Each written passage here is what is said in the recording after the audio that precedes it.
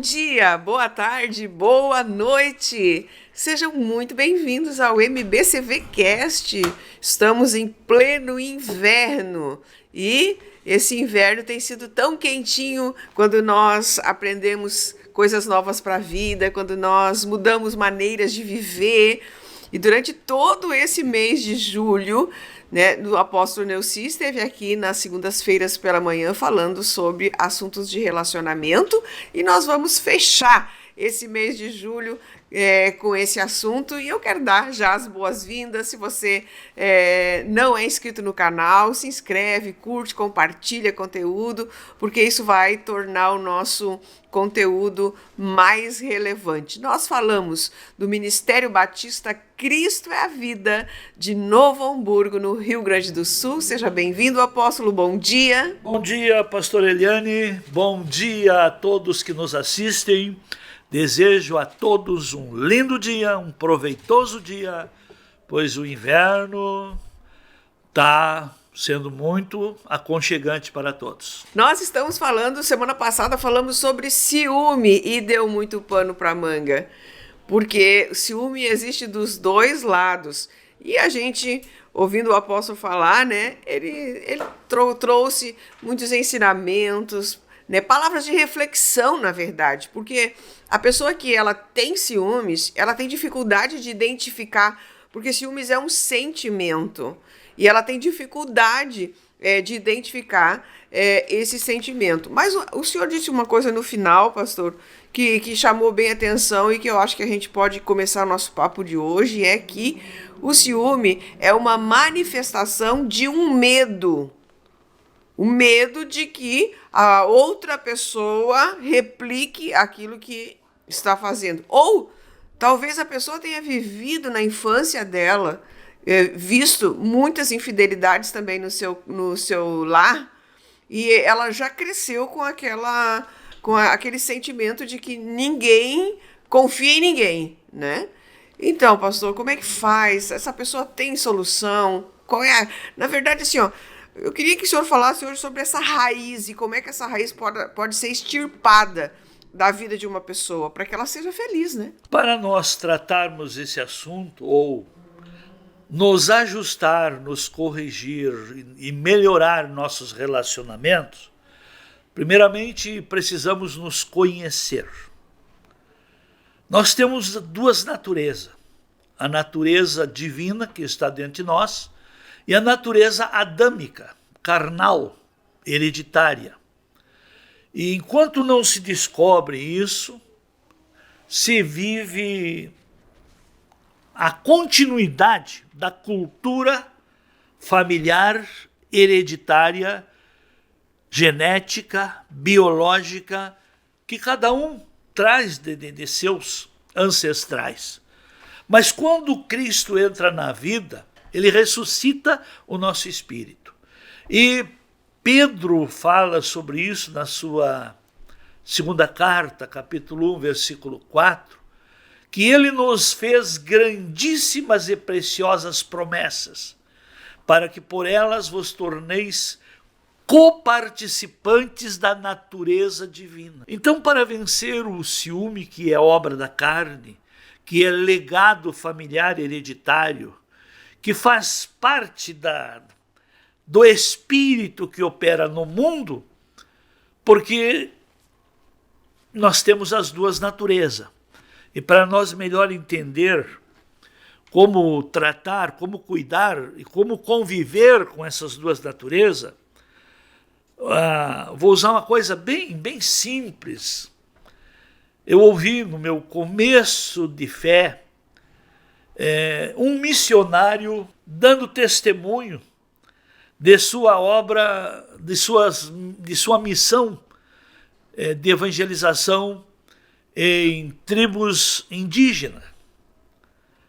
E houve transformação. Por mais que o evangelho mude, salve, não muda a linguagem, não muda a cultura comparativa, ilustrativa de comunicação.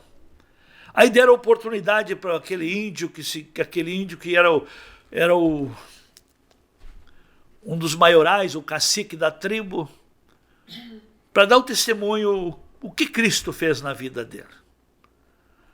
Mas ele não vai absorver uma linguagem crentez agora por ter aceitado Jesus. E é isso que nós precisamos entender. Temos que entender hoje uma pessoa acadêmica, quando se converte a Jesus, ela tem a maneira de expressar sua fé e dar o seu testemunho. E assim como aquele índio deu o testemunho da vida dele. O índio tinha 2 cachorros. Hoje não dá, hoje tem que tomar cuidado, não estou discriminando. Mas os cachorros que o índio tinha, um era branco e o outro era preto. E ele usava essa comparação. Cada cachorro tinha a sua natureza. E era o índio que era senhor dos 2 cachorros. E se ele tratava mais o preto vencia o cachorro branco. Se ele tratava mais o cachorro branco vencia o cachorro preto. E aí então ele deu o testemunho. O índio tinha 2 cachorros. Esses cachorros brigavam entre si. E o cachorro preto mandava em mim. Mas quando o índio conheceu a Jesus, ele teve um entendimento dentro de comparações e ilustrações assim. Ele começou a tratar o cachorro branco, a natureza divina. Ele começou a se interessar em alimentar coisas do espírito, coisas divinas. E em ele se envolver, em ele tratar, porque é você que trata o seu espírito e é você que alimenta a sua carne.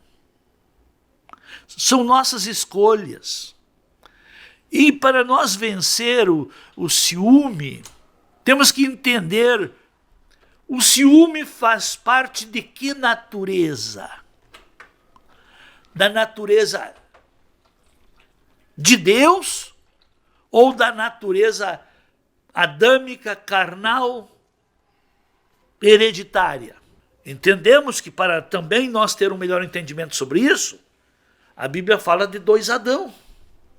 O Adão do Éden comprometeu a humanidade toda ao pecado.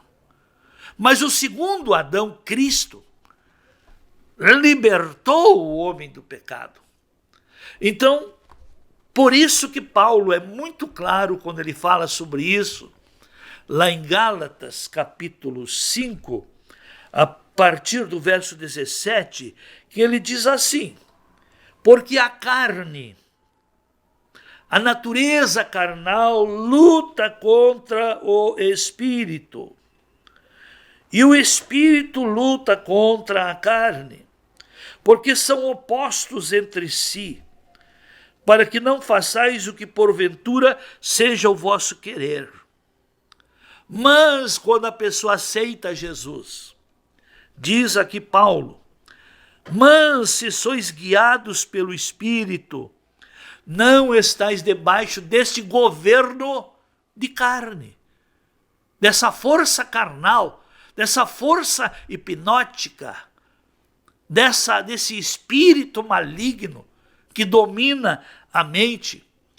É tão forte essa obra da carne chamada ciúme, que leva a feminicídio, a crimes passionais, que leva, por causa de ciúme, um quer destruir o outro. E nós não temos esse direito de destruir ou de punir alguém. Não, o próprio Deus diz, andarão 2 juntos se não houver acordo? Então, precisamos rever isso aí e separar. Porque sem a pessoa se aperceber, ela está sendo influenciada por um espírito da velha natureza, que já operou na sua mãe, no seu pai, nos seus avós. que foi transmitido para você através de seus relacionamentos, de amizade. Porque aquilo que você põe em pauta, em assunto, para ver, para ouvir, para compartilhar, cria uma vibração. E essa vibração cria uma influência, cria uma força. Pode ver que, de acordo com o assunto que está no ambiente, o ambiente se torna agradável, leve, bom, e de acordo com o assunto se torna um ambiente pesado, que a pessoa se irrita, que a pessoa se deprime, que a pessoa armazena coisas que tira até o sono. Então temos que ver que ciúme parece não ter importância, mas leve para o lado bom. Tenha o ciúme como um zelo, como amor, porque quem ama quer o melhor, protege, cuida. Mas se há amor verdadeiro, o ciúme não vai te adoentar. O ciúme, ou você vendo que o seu cônjuge está se deixando influenciar por alguma coisa negativa, o amor vai anular isso aí. Porque o amor é a natureza divina, é uma força divina, é o melhor e mais forte dom, capacidade e virtude que Deus dá para o ser humano vencer na vida. Por isso que Paulo também fala em 1 Coríntios capítulo 13, versículo 4, que diz assim: o amor é paciente, é benigno, o amor não arde em ciúmes, o amor não se ufana, não se ensoberbece, não se vinga, não se conduz inconvenientemente, não procura os seus interesses e não se exaspera e não se ressente do mal. Está vendo? O ciúme, quer que eu diga, é falta de amor. Eu estava ouvindo agora e pensando, é muito fácil, para quem está de fora, obviamente, né? Você avaliar se o teu ciúme é um zelo ou se aquele ciúme que está se manifestando, ele é abusivo, né? Quando é um zelo, que é a manifestação desse amor que o senhor está falando, ele não sufoca o outro. Não sufoca, não irrita, não, sabe? É uma coisa que flui naturalmente. Mas o ciúme doentio, ele torna tudo mais difícil. E eu estava lembrando, eu tinha 2 vizinhos, quando eu morava aqui em Novo Hamburgo ainda, 2 vizinhos, isso quando eu era criança. E eu lembro que surgiu um carro, eu não estou lembrando agora o nome do carro, né? Mulher não lembra dessas coisas, né, pessoal? Mas vamos dizer que tenha sido Corsa, né? Vamos dizer que tenha sido Corsa, porque era tipo aquilo ali. E surgiu aquele carro, meu Deus, aquilo era como ter uma BMW hoje. E o vizinho, então, comprou o carro. Era um empresário, assim, tinha um pequeno negócio, mas ele tinha condição de comprar o carro. Eu não sei se passou um mês. E o outro, do outro lado, comprou um igualzinho, inclusive da mesma cor. E aí eu era, né, adolescente, eu acho, e eu olhei aquele fato ali e na hora, pastor, e eu não tinha entendimento sobre nada, né? Eu tinha mentalidade infantil, né? Era criança. Eu disse, nossa, um com ciúme do outro. Não, já é inveja. Aí já é inveja, então já é inveja. O ciúme, se é ciúme, eu tenho um carro, o meu vizinho comprou um igual, eu fico irritado. Tá? Mas eu fico irritado porque eu não quero que compita comigo. Mas agora comprou outro igual, é inveja. Aí, o que é a inveja? É querer ter o que o outro tem. O que é o ciúme? É se incomodar com o que o outro faz. Isso eu sempre digo assim, às vezes a pessoa, o ciúme não é da pessoa em si, né? O ciúme pode ser do que ela é, o ciúme pode ser da personalidade dela, o ciúme pode ser do que ela faz, né? O ciúme pode ser do que ela tem, né? Então o ciúme tem muitas vertentes e é interessante a gente falar sobre isso. Mas o que eu queria, né, a gente entrar para a gente finalizar esse assunto e finalizar esse tema, né? Porque a gente já vai aí pela frente com outros temas. Mas assim, ó, na prática, pastor, vamos falar pragmaticamente, como os homens falam, né? Pragmaticamente, o que uma pessoa precisa fazer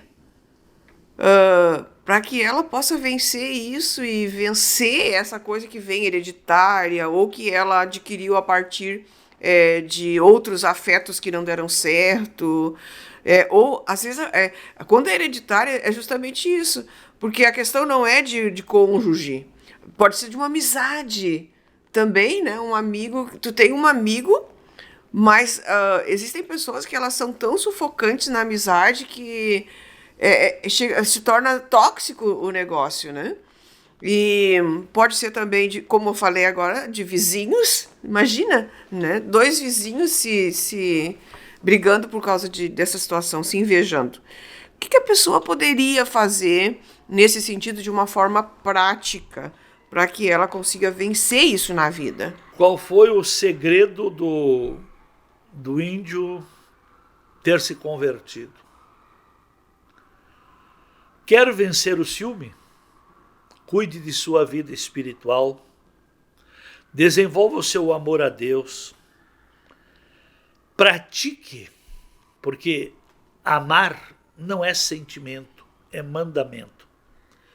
O amor é uma força divina tão forte que o amor constrange. Mesmo que, agora, desculpa interromper, mas mesmo que você saiba, e agora não vamos dizer que é fantasma, você sabe que a outra pessoa está traindo, está enganando, está andando pelo celular por caminhos que não deveria, que né, hoje, pastor, existem estudos dizendo que o maior causador de separações é o celular, né? Mesmo que a pessoa saiba disso, tá? Ela tem um encontro com Cristo, ela está ciente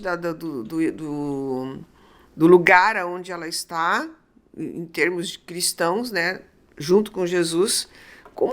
Como é que ela vai ter que engolir esse sapo? É isso que eu estou querendo extrair. Não. Em primeiro lugar, se conhecer. Segundo, conhecer o propósito da vida.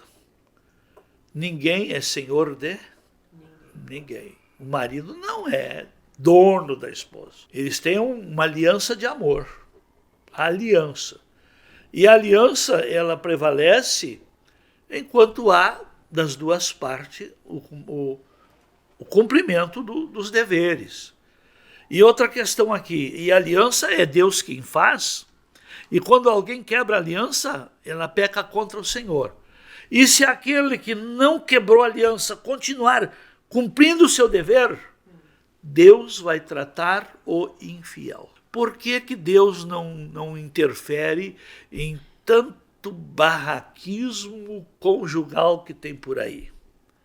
Porque o cônjuge quer tratar. Quer tratar com vingança. Por exemplo, a mulher, quando é traída, ela não quer se separar. Ela quer destruir o marido para que não sirva mais para ninguém. E se o marido quer se separar, ela não quer liberar. Então ela não quer, já que o marido feriu ela, machucou ela quer destruir para que ninguém aproveite. Como é que Deus vai entrar num assunto desse? E sabe como é que eu tenho visto Deus ainda restaurar? O mais errado se torna, às vezes, lá na frente, o melhor alinhado. Porque no momento em que a pessoa se levanta contra o seu próximo para destruir, Deus é juiz. Ah, mas foi ele que me traiu. Mas você quer punir? Você quer se vingar? E a Bíblia diz assim, não vos vingueis. E diz o Senhor, a mim pertence a vingança. É como um abismo chama outro abismo. Exatamente. Então as mulheres, se fossem um pouquinho mais inteligentes, não estariam jogando fora algo reaproveitável.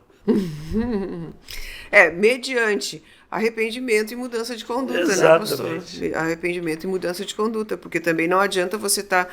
Porque às vezes a pessoa, o parceiro, seja mulher ou homem, tem um espírito sobre ela, que ela simplesmente não quer um relacionamento saudável. Por exemplo, seguido vem situações assim para mim. Aí eu tenho que primeiro levar a pessoa a ter um entendimento da obra da salvação, da obra da libertação. Aí eu vou contar um testemunho. Essa pessoa faz bastante tempo e não está conosco, e o que eu estarei falando não é abobrinha, serve de lição para muitas pessoas. Uma mulher chegou no meu gabinete, pastor, eu não aguento mais, eu vou me separar. Eu via que uma parte disso era ociosidade. Uma pessoa desocupada tem muito tempo para pensar besteira. Se envolveu no ministério, mas é aquelas pessoas que não levam nada a sério. Um tempo depois, de novo, eu vou me separar. Aí nessa situação eu descobri de tão forte, de tão doentio que era o ciúme dela, que uma mulher separada teve um filho, uma vizinha, ficou tão encucada que exigiu que fizesse DNA da criança. De tanto ciúme que tinha do marido. E pior, que deu em nada. Não era. Aí um tempo depois ela voltou. Pastor, não tem mais jeito. Bom, minha irmã, então vamos conversar, porque sua vida vai mudar. Então eu quero ver no que eu posso lhe ajudar. A irmã trabalha? Não. A irmã é aposentada? Já era vovó? Não. Não. A irmã tem alguma renda? Não. E daí, minha irmã, do que você vai viver?